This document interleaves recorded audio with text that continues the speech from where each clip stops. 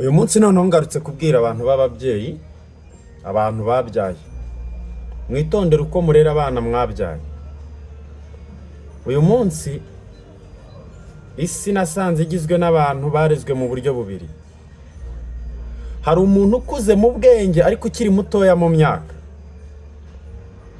Hari n'umuntu usanga akuze mu myaka ariko ari mutoya mu bwenge.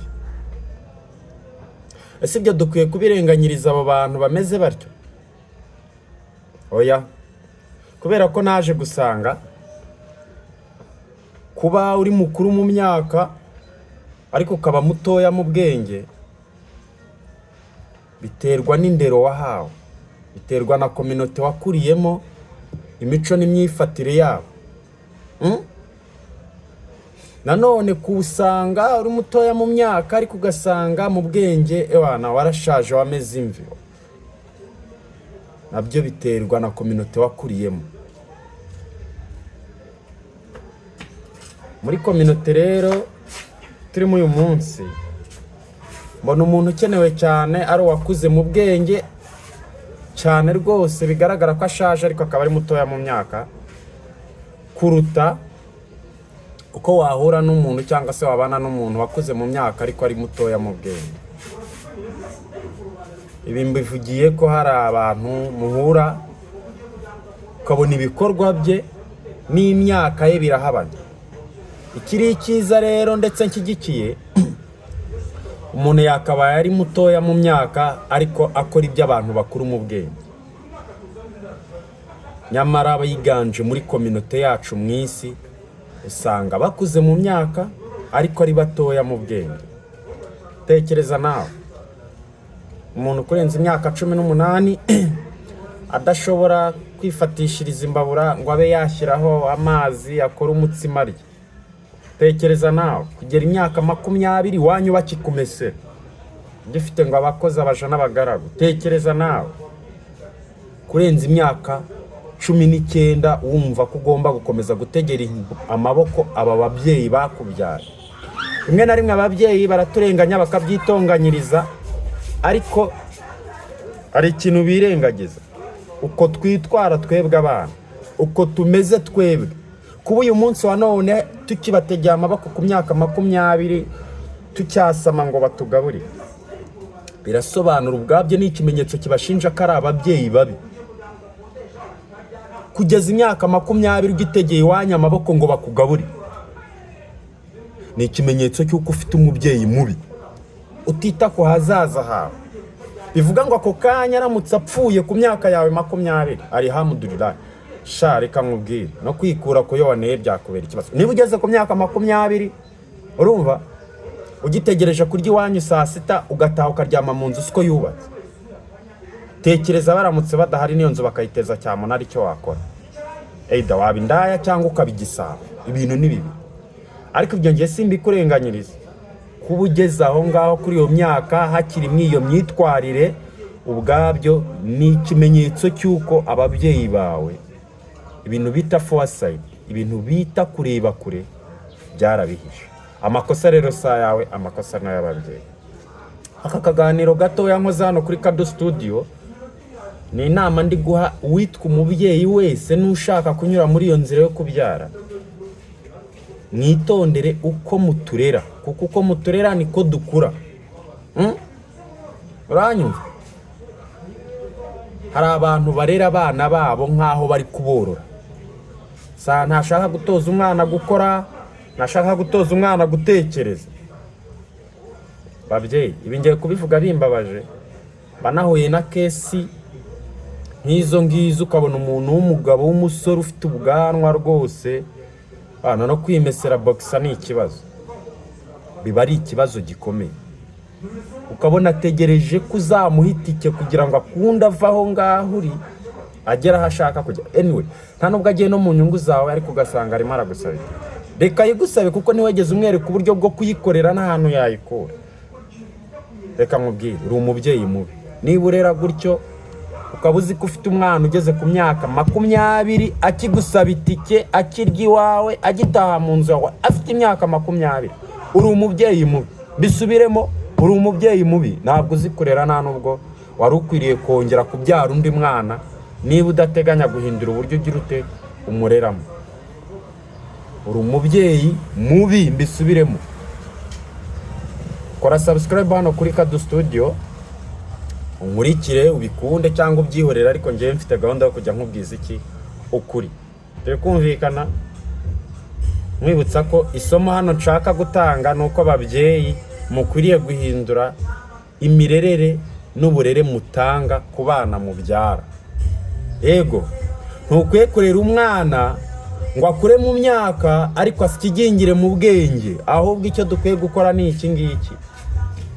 Dukwiye kurera umwana akaba ari mutoya mu myaka ariko ari mukuru mu bwenge, kuko umwana azatugirira umumaro.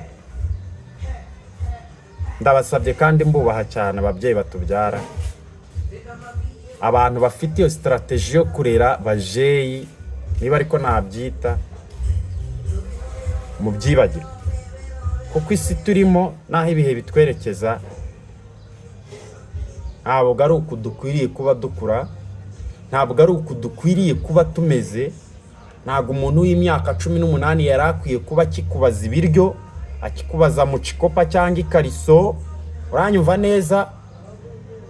Wakabaye nk'umubyeyi waramuzanye, warabanje kumutekerereza kuri iyo myaka y'ubukure. Niba leta ivuga ngo ku myaka 18 umuntu arakuze, umubyeyi nawe ratangira utekereza ukuntu ku myaka 18 umwana wajya umubwira ngo ukeneye kwigurira amayinite, ukeneye kwishakira transport, ukeneye.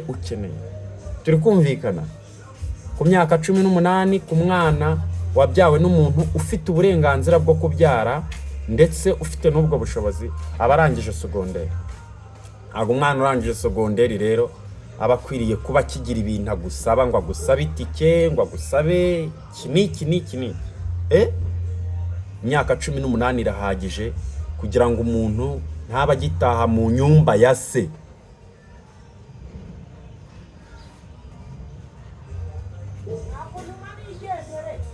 Ngo usange umukobwa aracyafata ingutiya za nyina,